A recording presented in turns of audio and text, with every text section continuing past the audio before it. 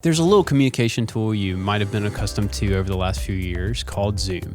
On today's episode, we're going to speak about how to optimize the power of Zoom for your podcast recording. First, and I think we need to say this right off the bat, Zoom is not our favorite platform. The audio is not great, and even with some of the things we're going to show you in a moment, it's still not as good as something like Riverside or Squadcast that records high-res audio. But during COVID, everyone became accustomed to using Zoom. Even my parents can use Zoom. So it's a great way with some guests who maybe are busier or they're booking back-to-back Zoom calls for you to just use that tool as is and unlock some of these features that'll help you have better audio. Without further ado, here's our 3 favorite tips for getting better audio in Zoom. First, your background noise suppression. And here's why you want to do that. Suppressing your background noise is using the internal noise filter that Zoom has.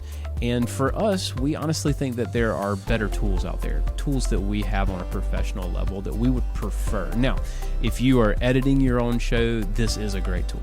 Please do it. We would recommend putting it on the low setting. So you'll see that there as you can flip through and toggle medium, high, low, and it kind of gives you some examples on this version of Zoom of what those things are. Now, for me as an audio engineer, I prefer doing that on my own. Zoom's is completely fine and it does reduce the audio, but we would prefer, if someone's sending us files, for them to move that from high to low. Because what'll happen is that noise suppression kicks in so strong that it's really manipulating the voice and there's not much there for us to work with on the EQ side of things. So bump that down to low. Second, use music in professional audio modes.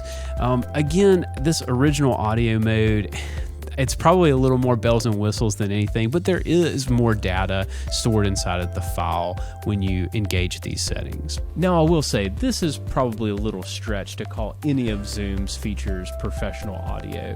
That being said, there is a nuanced difference when you engage the high fidelity mode, and we would suggest doing that. Third, and this one is the most important, and It can be found under the recording tab, and this one is probably the most important, but that's to break out individual channels of separate audio for each participant. So why this is helpful is for your audio, it might be great. For your guest audio, it might not be great, or it might be great, but just very different than yours. So you can process these with EQ or compression differently and approach it in a whole different mindset. In closing, again, we don't think that Zoom is the best way to record. And as a pro tip, I would encourage you, even if you're doing Zoom for your guest, still use Logic, Pro Tools, Cubase, whatever you use to record your high-res audio. Thanks so much for watching another episode, and you guys have a great day.